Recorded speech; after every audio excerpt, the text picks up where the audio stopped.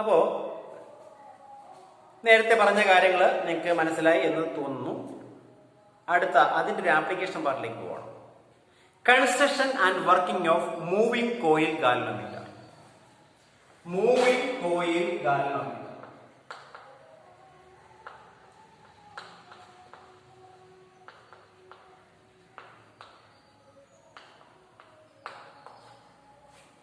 Moving coil galvanometer.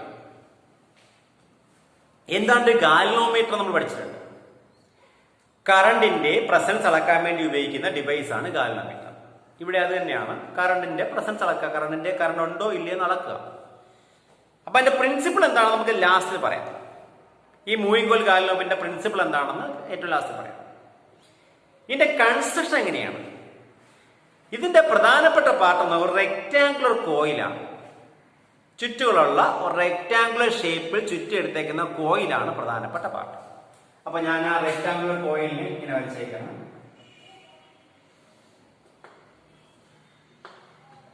Rectangular coil PQRS.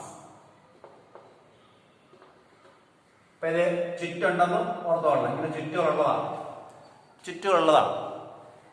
ഈ കോയിലിനെ ഒരു fine fibre ഉപയോഗിച്ചുകൊണ്ട് സസ്പെൻഡ് ചെയ്തേക്കുക. ഒരു ചെറിയ സിൽക്ക് ഫൈബർ ഉപയോഗിച്ചുകൊണ്ട് സസ്പെൻഡ് ചെയ്തേക്കുക. ഒരു കമ്പി ഉപയോഗിച്ച് സസ്പെൻഡ് ചെയ്തേക്കുക. അപ്പൊ സസ്പെൻഡ് ചെയ്യണമെങ്കിൽ ഇവിടെ ഒരു സപ്പോർട്ടിങ് വേണ്ടേ? ആ സപ്പോർട്ടിങ് ഒരു ടെർമിനൽ ആയിട്ടാണ് അയക്കുന്നത്. T1 എന്ന ടെർമിനലായിട്ട് അയക്കും.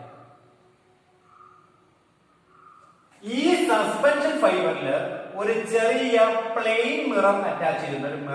ഒരു കണ്ണാടി മിറർ അറ്റാച്ച് ചെയ്തിട്ടുണ്ട്.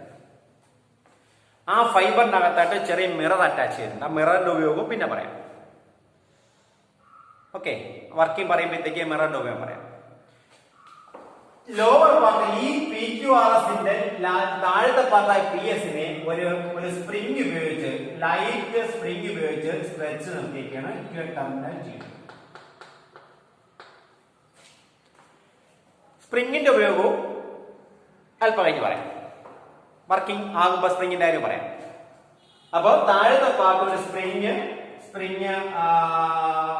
ഇസഡുമായിട്ട് കണക്ട് ചെയ്തേക്കാണ്. ലോവർ പാർട്ട് ഒരു ടെർമിനൽ T2 ആണ്. ഓക്കെ, ഇനി ഈ PQRS എന്ന ഈ കോയിലിനെ പ്ലേസ് ചെയ്തേക്കുന്നത് ഒരു യൂണിഫോം മാഗ്നറ്റിക് ഫീൽഡ് ആണ്. ഒരു ഹോഴ്സ്ഷൂ മാഗ്നറ്റിനകത്താണ്. ഹോഴ്സ്ഷൂ മാഗ്നറ്റിന്റെ പോൾസിനിടയ്ക്കാണ് ഞാൻ ഈ റെക്ടാങ്കുലർ കോയിലിനെ പ്ലേസ് ചെയ്തിരിക്കുന്നത്. അപ്പൊ NS എന്ന് പറയുന്ന ഹോഴ്സ്ഷൂ മാഗ്നറ്റിന്റെ ഇടയ്ക്കാണ് പിന്നെ ഫീൽഡ് കൊടുത്തേക്കുന്നത്. അപ്പൊ ഇതിന്റെ പ്രത്യേകത അറിയാം. ഈ ഫീൽഡ് എന്ന് പറയുന്നത് യൂണിഫോം ഫീൽഡ് ആയിരിക്കും. റേഡിയൽ ഡയറക്ഷൻ ആണ് ഫീൽഡ് വരുന്നത്. ഫീൽഡ് ഈ കോയിലിന്റെ പ്ലെയിനിന് പാരലായിട്ട് ഫീൽഡ് ആക്ടിവേറ്റ് ചെയ്യും. ഓക്കെ, ഇനി ഇതിനകത്തായിട്ട് ഈ കോയിലിനകത്തായിട്ട് ഒരു സോഫ്റ്റ് അയൺ സിലിണ്ടർ അറ്റാച്ച് ചെയ്തിട്ടുണ്ട്. ഈ കോയിലിനകത്ത് സോഫ്റ്റ് അയൺ സിലിണ്ടർ, ഒരു cylinder.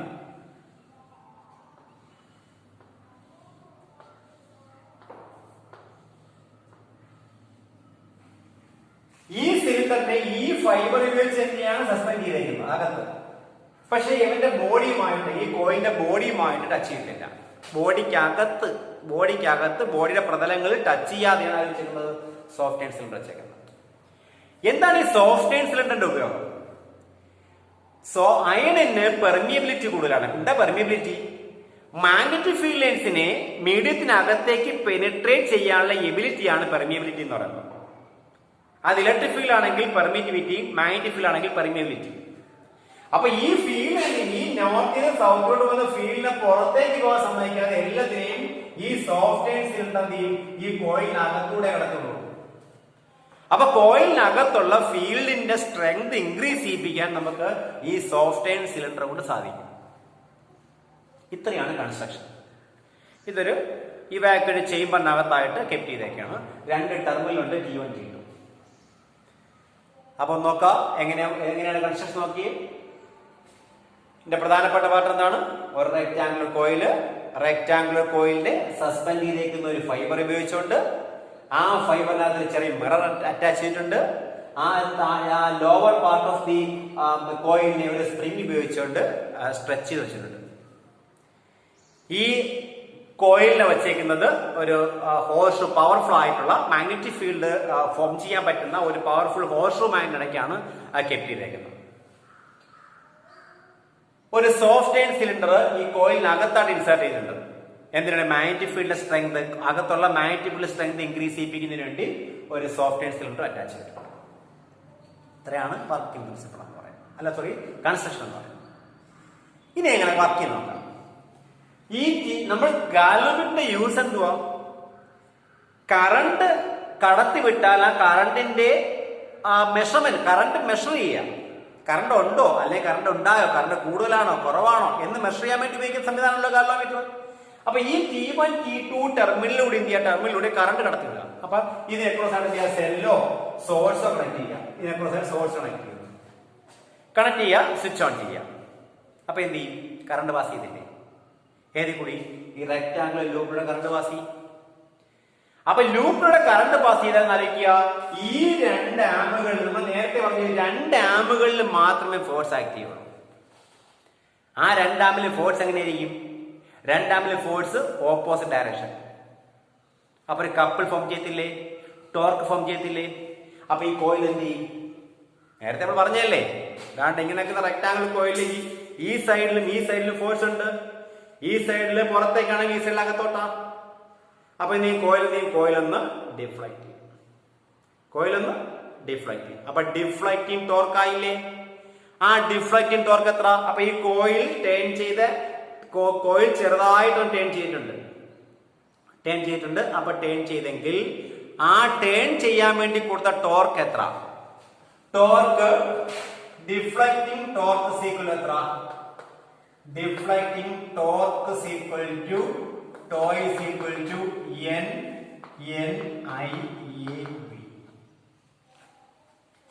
NIAB.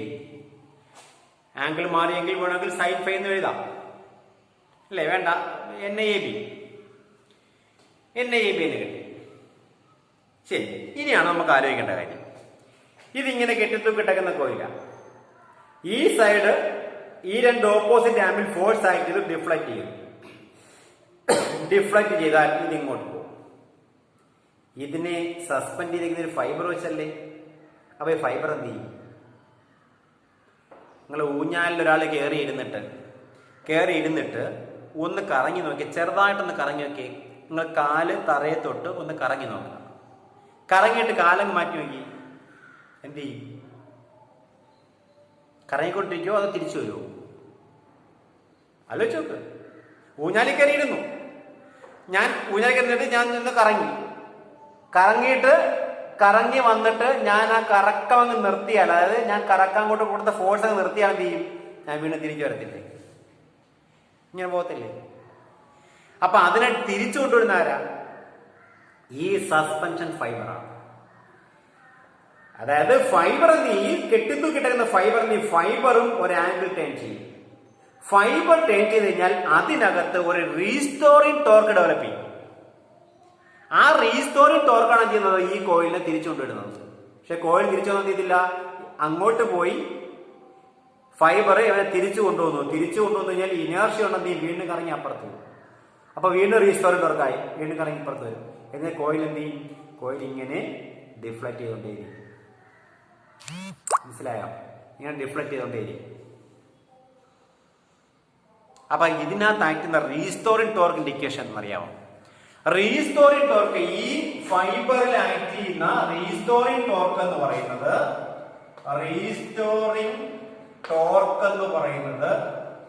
To is equal to K theta. അവിടെ കെ ഒരു കോൺസ്റ്റന്റ് ആണ്. കെ വിളിക്കുന്ന പേര് കപ്പിൾ പെർ യൂണിറ്റ് ട്വിസ്റ്റ് എന്നാ വിളിക്കുന്നത്. K is called couple per unit twist. ഈ കെക്ക് ഒരു വാല്യൂ ഉണ്ട്. കെയുടെ വാല്യൂ എന്ന് പറയുന്നത് കോൺസ്റ്റന്റ് കെയുടെ വാല്യൂ πg(r⁴/2l) ആണ്. πg(r⁴/2l). അവിടെ ജി എന്ന് പറയുന്നത് shear modulus of the material ആണ്. യങ്സ് ബൾക്ക് ഷിയർ, ഷേപ്പ് മാറുമ്പോൾ ഷിയർ മോഡുലസ്, 6 റേഡിയസ്, എൽ ഈ ഫൈബറിന്റെ ലെങ്ത്. ഇത്രയും കോൺസ്റ്റന്റ് ആയതുകൊണ്ടാണ് കെ കോൺസ്റ്റന്റ് ആയത്. അപ്പൊ കെ എന്നുള്ള ഡിഫ്ലക്റ്റിംഗ് കപ്പിൾ എത്ര? ഡിഫ്ലക്റ്റിംഗ് കപ്പിൾ എന്ന് പറയുന്നത് എത്ര? 5G r⁻²12 ആണ്. തൽക്കാലം ഓർത്തിരുന്നാൽ മാത്രം മതി. അപ്പൊ K is called deflecting couple. Okay ആണല്ലോ. അപ്പോ ഇക്വിലിബ്രിയം ആകുമ്പോഴത്തേക്ക് ഈ ഇതിനെ ബാലൻസ് ചെയ്യുന്ന ആരാ? റീസ്റ്റോറിംഗ് ടോർക്ക് കൊടുത്തു കഴിഞ്ഞാൽ ഇത് കറങ്ങി പോകും. പക്ഷെ കറങ്ങാൻ സമ്മതിക്കത്തില്ല. പകുതി കറങ്ങിയിട്ട് നീ വീണ്ടും തിരിച്ചു വരെയല്ലേ. അപ്പൊ തിരിച്ചു വരുന്ന ആരാ?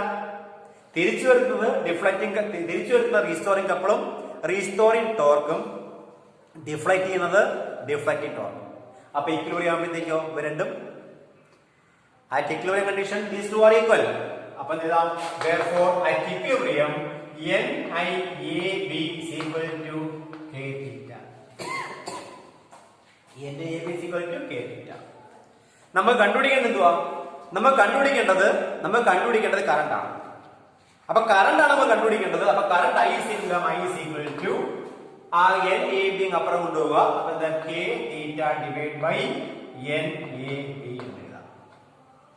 K theta divided by NAB എഴുതാം. അപ്പൊ I is equal to current I is equal to K by NAB into theta. Okay, clear ആയല്ലോ. ഇനി ആലോചിക്കുക, K കോൺസ്റ്റന്റ് അല്ലേ? K constant, N constant, A constant, B uniform magnetic field constant. അപ്പൊ ഇത്രയും constant ആയില്ലേ? അത്രയും കോൺസ്റ്റന്റ് ആയില്ലേ? അപ്പൊ അതിലേക്ക് മാറ്റുകയാണെങ്കിൽ ഇങ്ങനെ കൂടെ I proportional to theta എന്ന് വെച്ചാൽ മെഷർ ചെയ്യുന്ന കറണ്ട് എന്ന് പറയുന്നത് ആ കോയിൽ ഉണ്ടാകുന്ന ഡിഫ്ലക്ഷന്, ആ കോയിൽ എത്ര ആംഗിളാണോ, കോയിൽ ഇങ്ങനെ നിന്ന കോയില് എത്ര ആംഗിളിലാണോ ടേൺ ചെയ്തേക്കുന്നത് ആ ആംഗിളിന് പ്രപ്പോർഷണൽ ആയിരിക്കും. അതാണ് മൂവിംഗ് കോയിൽ ഗാൽവനോമീറ്ററിന്റെ വർക്കിംഗ് പ്രിൻസിപ്പിൾ എന്ന് പറയാം. ഞാൻ പറഞ്ഞ പ്രിൻസിപ്പിൾ പിന്നെ പറയാന്ന് പറഞ്ഞു. അപ്പൊ പ്രിൻസിപ്പിൾ ഓഫ് ഗാൽവനോമീറ്റർ വെച്ച് കഴിഞ്ഞാൽ the measured current is always directly proportional to deflection produced in the galvanometer. അപ്പൊ I പ്രൊപ്പോർഷണൽ ടു തീറ്റ. അതാണ് മൂവിംഗ് കോയിൽ ഗാൽവനോമീറ്റർ കൺസ്ട്രക്ഷനും വർക്കിംഗ്. ഇനി എന്തിനാണ് ഈ മിറർ ഉപയോഗിച്ചേക്കുന്നത്? മിററിന്റെ സ്പ്രിങ്ങിന്റെ കാര്യം പറഞ്ഞില്ലല്ലോ. മിറർ ഉപയോഗിച്ചിരിക്കുന്നത് ഈ ഡിഫ്ലക്ഷൻ നമുക്ക് എത്ര ആംഗിളിലാണ് ടേൺ ചെയ്യുന്നത് കണ്ടുപിടിക്കണമെങ്കിൽ ആ കണ്ടുപിടിക്കാൻ വേണ്ടിയാണ് നമ്മൾ ഉപയോഗിച്ചിരിക്കുന്നത് ഈ മിറർ അറ്റാച്ച് ചെയ്തേക്കുന്നത്. പ്ലെയിൻ മിറർ അറ്റാച്ച് ചെയ്തേക്കുന്നത് ഡിഫ്ലക്ഷന്റെ വാല്യൂ വേറെ എക്സ്പെരിമെന്റ് ഉപയോഗിച്ച് നമ്മൾ കണ്ടുപിടിക്കും. ആ കണ്ടുപിടിക്കാനുള്ള സഹായത്തിന് വേണ്ടിയാണ് പ്ലെയിൻ മിറർ അറ്റാച്ച് ചെയ്തേക്കുന്നത്. അപ്പൊ ചോദിക്കുന്നത് സ്പ്രിങ് എന്തിനാണ്? ഈ സ്പ്രിങ് നോക്കുക. സ്പ്രിങ് ഇങ്ങോട്ട് ഈ ഡയറക്ഷനിൽ മാത്രമേ ഓസിലേറ്റ് ചെയ്യാവൂ. ഇവിടെ ഒരു സ്ട്രെച്ചിങ് ഫോഴ്സ് ഇല്ലെങ്കിൽ ആലോചിക്കേ, ഇത് ഇങ്ങനെ കിടന്ന് ആടത്തില്ലേ? ഇങ്ങനെ ആടും. എങ്ങനെ മാത്രമേ പോകാവൂ? എങ്ങനെ? അപ്പൊ ഇവിടെ ഇത് ആടാതിരിക്കണമെന്ന്, ഇത് ഈ ഡയറക്ഷൻ മൂവ് ആയിരിക്കണം എന്ത് ചെയ്യണമെന്ന് ആലോചിക്കേ. ഒന്ന് സ്ട്രെച്ച് ചെയ്താൽ പോരെ. ഒരു സ്പ്രിങ് ഉപയോഗിച്ച് സ്ട്രെച്ച് ചെയ്താൽ എന്തില്ല ഈ സ്പ്രിങ് ഈ എന്റെ കൈ ഇവിടെ പിടിച്ചില്ലെങ്കിൽ ആലോചിക്കുക. പിടിച്ചില്ലെങ്കിൽ എന്ത് ചെയ്യും? ഇങ്ങനെ മൂവ് ചെയ്യും, ഇങ്ങനെ മൂവ് ചെയ്യും. രണ്ട് മോഷനായി. അപ്പൊ എങ്ങനെയെങ്കിലും കാടിക്കളയും. അപ്പൊ നമുക്ക് ഈ രണ്ട് ഡയറക്ഷനിൽ മാത്രമേ മൂവ് ചെയ്യാവൂ. അതുകൊണ്ട് എന്ത് ചെയ്യും? ഇതിനിങ്ങനെ സ്ട്രെച്ച് ചെയ്തിട്ട് ഫോഴ്സിങ്ങനെ എടുത്താൽ ഇങ്ങനെ ഓപ്പോസിറ്റ്. അപ്പൊ വേറെ ഡയറക്ഷനിലോട്ട് മൂവ് ചെയ്യാതിരിക്കാൻ വേണ്ടിയാണ് എന്ത് ചെയ്തേക്കുന്നത്? ഈ സ്പ്രിങ് നമ്മൾ അറ്റാച്ച് ചെയ്തേക്കുന്നത്. മനസ്സിലായോ? അപ്പൊ പ്ലെയിൻ മിറർ ഡിഫ്ലക്ഷൻ കണ്ടുപിടിക്കാൻ വേണ്ടി ഉപയോഗിക്കുന്ന എക്സ്പെരിമെന്റിൽ ഉപയോഗിക്കുന്ന ഒരു പാർട്ടാണ് ഏത്? പ്ലെയിൻ മിറർ എന്ന് പറയുന്നത്, സ്പ്രിങ് എന്ന് പറയുന്നത് ഈ കോയിലിനെ സ്ട്രെച്ച് നിർത്താൻ വേണ്ടി, വലിച്ചു നിർത്താൻ വേണ്ടിയാണ്. അല്ലെങ്കിൽ വേറെ ഡയറക്ഷനിലോട്ട് ഓസിലേഷൻ ഉണ്ടാകാതിരിക്കാൻ വേണ്ടിയാണ് എന്ത് ചെയ്തേക്കുന്നത്? ഈ സ്പ്രിങ് കണക്ട് ചെയ്തേക്കുന്നത്. അപ്പൊ മൂവിംഗ് കോയിൽ ഗാൽവനോമീറ്ററിന്റെ കൺസ്ട്രക്ഷൻ ആലോചിക്കുക, അതിന്റെ തിയറി ആലോചിക്കുക. ഡിഫ്ലക്റ്റിംഗ് ടോർക്ക്, ഡിഫ്ലക്ട് ചെയ്യുന്ന കറണ്ട് കടത്തിരുമ്പോൾ ഈ കോയിൽ ഡിഫ്ലക്ട് ചെയ്യുമ്പോൾ എന്ത് ചെയ്യും? ഈ സസ്പെൻഷൻ ഫൈബറും ഡിഫ്ലക്ട് ചെയ്യും. ആ ഫൈബർ ഡിഫ്ലക്ട് ചെയ്ത് കഴിഞ്ഞാൽ അതിനകത്ത് ഇലാസ്റ്റിക് മോഡുലസ് കൊണ്ട് റീസ്റ്റോറിംഗ് ടോർക്ക് ഡെവലപ്പ് ചെയ്യും. ആ റീസ്റ്റോറിംഗ് ടോർക്ക് ഇക്വേഷൻ K തീറ്റയാണ്. K couple per unit, K constant ആണ്, 5G r⁻²12. അവിടെ G ഷിയർ മോഡുലസ്, R ആ ഫൈബറിന്റെ റേഡിയസ്, L എന്ന് പറയുന്നത് ലെങ്ത് ആണ്. ഇത്രയും ക്ലിയർ ആയല്ലോ? ഓക്കെ. അപ്പൊ അതാണ് കൺസ്ട്രക്ഷൻ നമ്പർ. അപ്പൊ ഈ മൂവിംഗ് കോയിൽ ഗാൽവനോമീറ്ററിന്റെ പ്രിൻസിപ്പിൾ ചോദിച്ചു കഴിഞ്ഞാൽ എന്താണ്? മെഷേർഡ് കറണ്ട്, നിങ്ങൾ ഏത് കറണ്ടാണ് മെഷർ ചെയ്യുന്നത്, ആ കറണ്ട് ഈസ് പ്രൊപ്പോർഷണൽ ടു ആര്? Deflection produced in the galvanometer ആണ്. ഐ പ്രൊപ്പോർഷണൽ ടു തീറ്റ എന്നുള്ളതാണ് മൂവിംഗ് കോയിൽ ഗാൽവനോമീറ്ററിന്റെ കൺസ്ട്രക്ഷൻ പറയുന്നത്. ഓക്കെ, കൺസ്ട്രക്ഷനും വർക്കിംഗ്. ഓക്കെ.